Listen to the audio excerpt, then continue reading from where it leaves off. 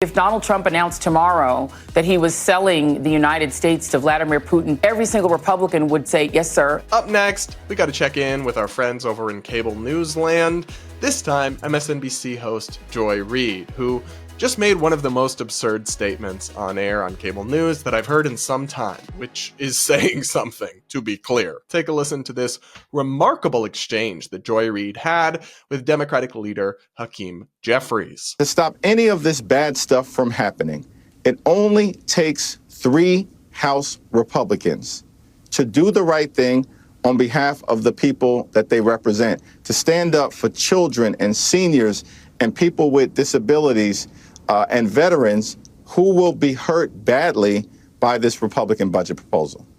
But we've seen, Leader Jeffries, that there aren't 3. There aren't any. If Donald Trump announced tomorrow that he was selling the United States to Vladimir Putin personally and that we will now be owned by the Kremlin, every single Republican would say, yes, sir, and vote for it. We already have seen their behavior. We've stopped, I think most of us have stopped expecting any different behavior from them. So I'm going to go out on a limb and I'm going to suggest very humbly that if Trump, which he wouldn't do this is a crazy hypothetical example to even go for, but if Trump tried to sell America to Putin to have us become a colony of Russia or whatever the heck Miss Joy Reid just described, that most Republicans wouldn't, in fact, go along with that.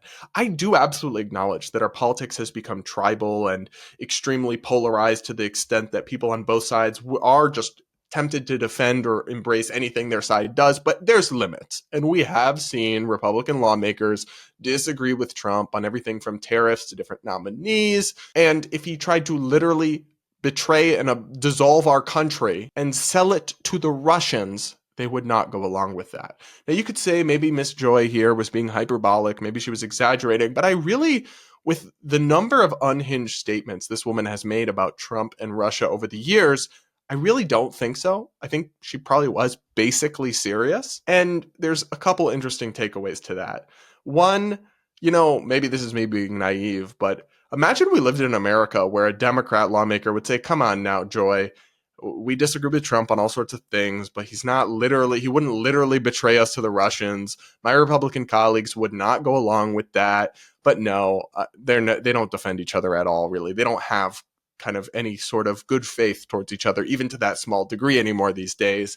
And 2, they really have learned nothing. They made so many, when Trump was president the first time, they made so many outrageous claims and statements about Russia, his ties to Russia, that many of which ended up being unfounded and untrue or exaggerated. And that kind of didn't land. It did not hit the way they thought it hit. It clearly did not end Trump's political career, did not cut into his support. And you'd think they would learn their lesson, these liberal media hosts who tried to take him down with this stuff. No, they're just doing more of the same. They're just saying, you know what, we have to just ratchet it up to even more extreme and unhinged rhetoric about Trump and Russia, because if we just go harder on this, it'll work this time. That's the definition of insanity. But I guess that makes it kind of par for the course for Joy Reid's commentary. On a similar note, I want to react to this really bizarre and kind of funny, but also kind of depressing clip of a Democratic member of Congress making a truly absurd statement. I met with a manufacturing company, but they also are engaged in getting young people more engaged in manufacturing. So I asked them, so how many of those students that are signing up and want to do this, how many are women? And they said, well, I know there's at least 13% or something. It was a low number. And you had mentioned trying to engage more women in manufacturing.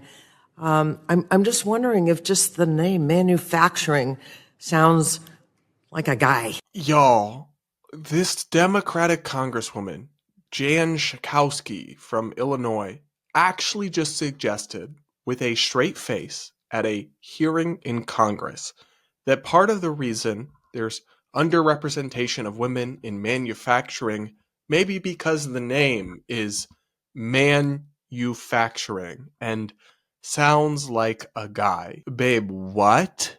Did you hit the crack pipe before heading to Congress this morning? She cannot be serious with this. One, I really had hoped that Democrats were over the hyper woke identity stuff, but they just seem to keep going and doubling down on it at every turn, just from absurdity to absurdity. This stuff does not resonate with the public. They think y'all are crazy. I know. This stuff really hits on MSNBC or with a very certain segment of liberal wine moms who reward you on Instagram or whatever, or maybe are your small dollar donors, but like most of the country thinks that's crazy, is astounded you actually just said that. But it's actually about more than word choice, and it's actually about more than just like one awkward or clunky soundbite from this one congresswoman. To me, this does tie into that theme of Democrats and the center left in America denying biology and reality. I have absolutely nothing against women working in manufacturing. If they want to do that, like, great, awesome. Like, I'm an old school feminist in that I believe in pretty much absolute social and governmental and legal equality between the sexes. Men and women, pretty much everything, with maybe some rare exceptions, should be open to whoever's interested in it. But there will never be a world where manufacturing or physical labor or other sorts of certain types of fields are perfectly 50-50 in their gender composition. You can even look at some of the most egalitarian and feminist societies like in Scandinavia and in parts of Europe, and there still are gender differences in the aggregate. There may be an individual who, is a woman, but is super into like manufacturing and building stuff and wants to go work in a factory or a plant, and great. Like, I have no issue with that. I think that's awesome. But there's always going to be more men in manufacturing than women. If it's 13%, if it's 25% women, whatever it may be, it will never be 50-50. It just won't, because that requires you thinking that males and females are basically the same, when in fact they're incredibly different on everything from a social to genetic to biological level. And so the outcomes are never going to be perfectly cookie cutter 50-50. And the problem is that they then use these kinds of disparities as proof of some sort of discrimination, but they don't actually prove that. They just prove that different groups are different. Now, there may be some discrimination that women face in manufacturing. There may be some barriers to entry or, like a boys club vibe or something like that. And I don't support that. Like I said, I want equal access for everyone. But under their vision, like, they have such a naive view of gender and sex in society that they're going to keep telling us we live in a patriarchy until manufacturing is 50-50. But that will never happen. So they just have a perpetual victim narrative into perpetuity that's unfalsifiable, basically. That's a serious problem and concerns me more than just one ridiculous soundbite from some crackhead congresswoman in Illinois. What do you guys think? Can you believe she actually said that? Let me know in the comments.